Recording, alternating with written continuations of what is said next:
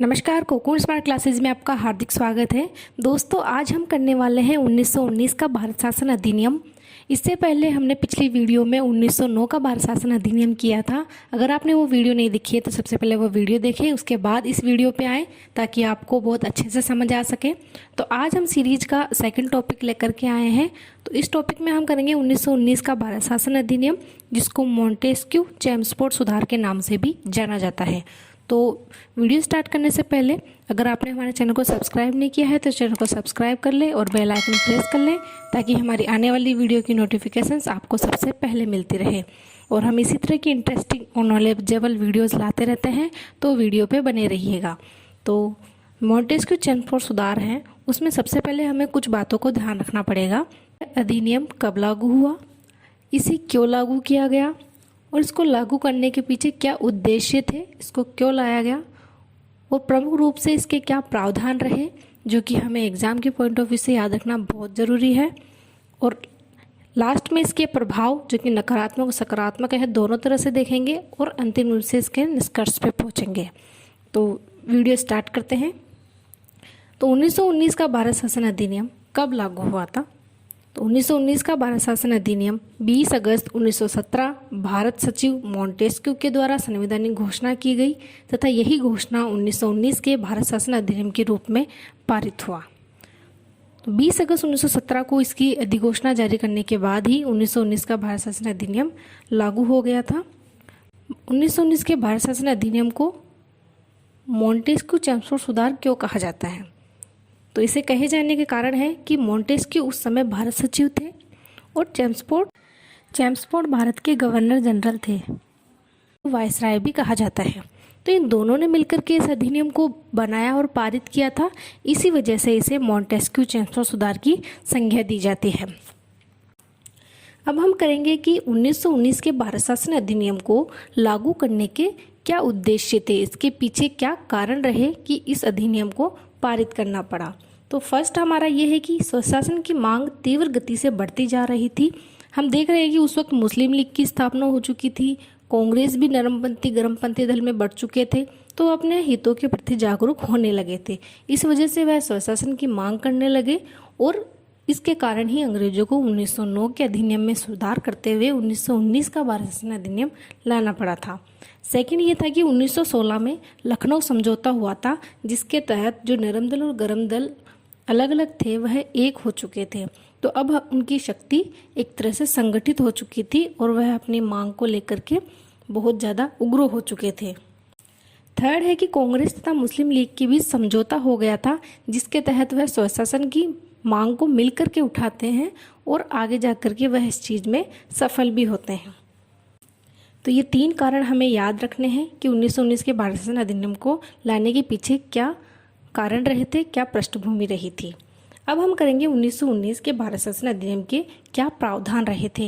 इन प्रावधानों को हम स्टेप बाय स्टेप पढ़ेंगे ताकि हमें एग्जाम में किसी तरह का कोई क्वेश्चन आए तो हम आसानी से कर पाएँ।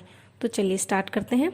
फर्स्ट प्रावधान था इसमें, प्रथम बार केंद्रीय विधानमंडल द्विसदनात्मक का प्रावधान किया गया।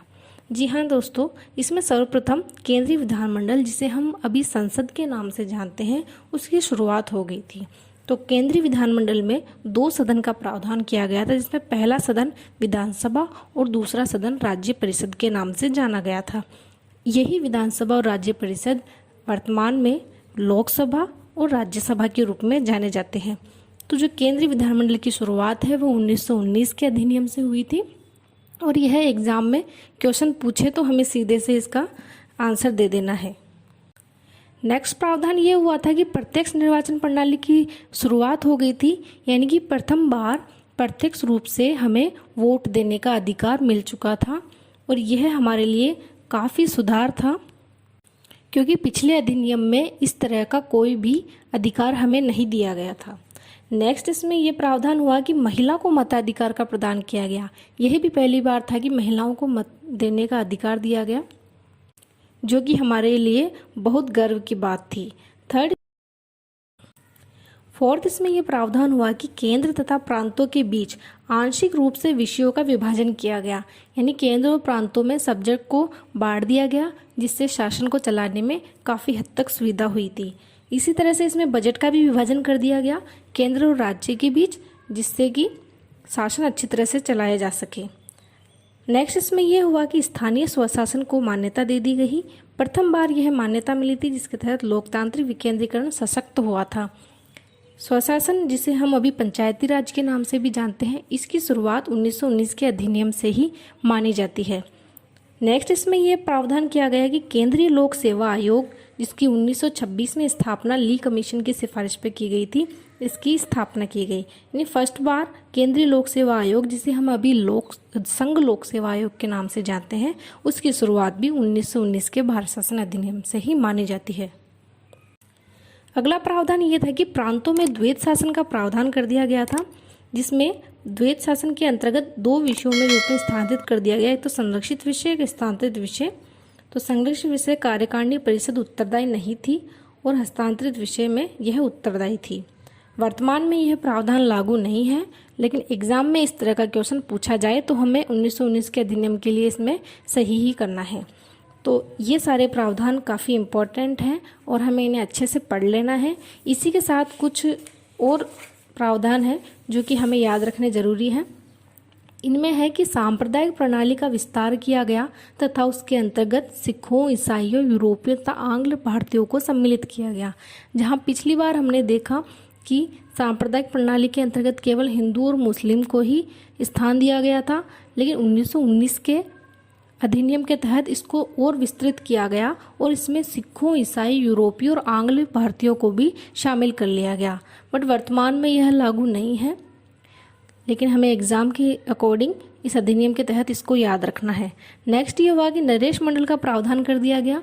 नरेश जो उस वक्त के राजा होते थे, उनका एक प्रतिनिधि मंडल बना दिया गया जो कि अपनी एक अहम भूमिका निभाता था।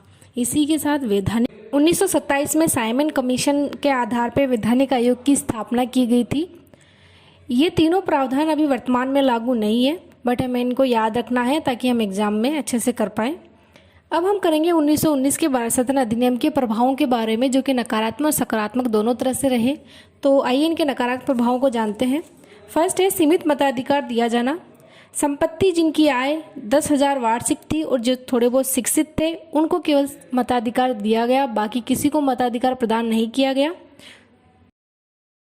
नेक्स्ट था कि सांप्रदायिक निर्वाचन प्रणाली का विस्तार किया गया। जहां पहले केवल हिंदू और मुस्लिमों के लिए ही निर्वाचन प्रणाली थी, उसको विस्तृत कर करके सिखों, ईसाइयों, यूरोपीय, आंग्ल भारतीयों को भी सम्मिलित कर लिया गया। इसी के साथ गवर्नर जनरल की निरंकुश शक्तियों में कटौती नहीं की गई। गवर्नर जनरल अभी भी अपनी शक्तियों का गलत इस्तेमाल कर रहे थे। इसी के फलस्वरूप 1935 का भारत शासन अधिनियम लाना पड़ा। नेक्स्ट था कि प्रांतों में उत्तरदायी शासन की स्थापना में भी यह असफल रहा था।